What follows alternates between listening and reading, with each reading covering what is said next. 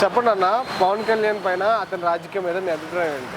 పవన్ కళ్యాణ్ పైన అంటే అసలు పవన్ కళ్యాణ్ కలవటం వల్లే కదా ఈ రాష్ట్రంలో పవన్ కళ్యాణ్ అనే వ్యక్తి వచ్చిన తర్వాత అభివృద్ధి గిరిజన ప్రాంతాలు వెనకబడ్డ ప్రాంతాల వాళ్ళకి ఎన్నో సౌకర్యాలు అందించిన వ్యక్తి అది పవన్ కళ్యాణ్ మాత్రమే. ఓకే.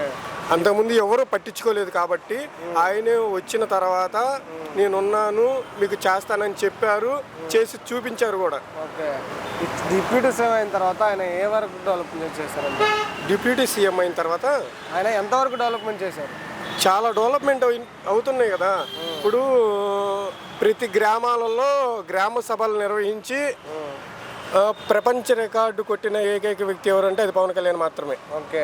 అంటే ఇప్పుడు ఆయన విమర్శిస్తున్నారన్న, పదవి వచ్చిన తర్వాత విజయవాడ నుంచి హైదరాబాద్ నుంచి తిరుగుతున్నారు కానీ ఏం చేయట్లేదు అంటున్నారు.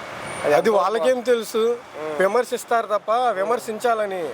పవన్ కళ్యాణ్ చేసే గొప్ప గొప్ప గొప్ప అభివృద్ధి పథకాలను చూసి అభివృద్ధి చేసిన దాని గురించి ఒకసారి వాళ్ళు చూస్తే వాళ్ళకి అర్థమవుతుంది. ఇంకోటి కూడా అంటున్నారు, విజయ్ గారు సింగిల్గా పోటీ చేసి సీఎం అయ్యారు కదా. అవునవునవును. దమ్ము ఇక్కడ అంటున్నారు వైసీపీ ప్రభుత్వం వాళ్ళు, దమ్ముంటే ఇక్కడ సింగిల్గా పోటీ చేసి సీఎం అవ్వనేసి పవన్ కళ్యాణ్ ట్రోల్ చేస్తున్నారు. ఒకవేళ అలా సింగిల్గా పోటీ చేస్తే సీఎం అయ్యే ఛాన్స్ ఉందంటారా? ఆయన ఛాన్స్ అయితే 100% లేదన్న. ఎందుకంటే ఇక్కడ రాజకీయాలు వేరు. నిజంగా మన పవన్ కళ్యాణ్ గారు చెప్పారు ఇక్కడ రాజకీయాలు వేరు అని.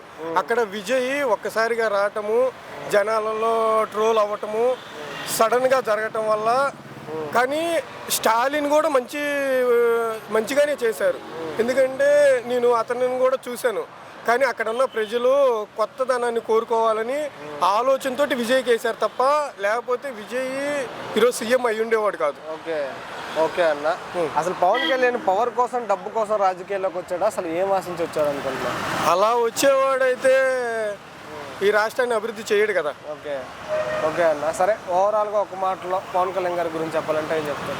కాబోయే నెక్స్ట్ సీఎం ఎవరంటే అది పవన్ కళ్యాణ్ మాత్రమే.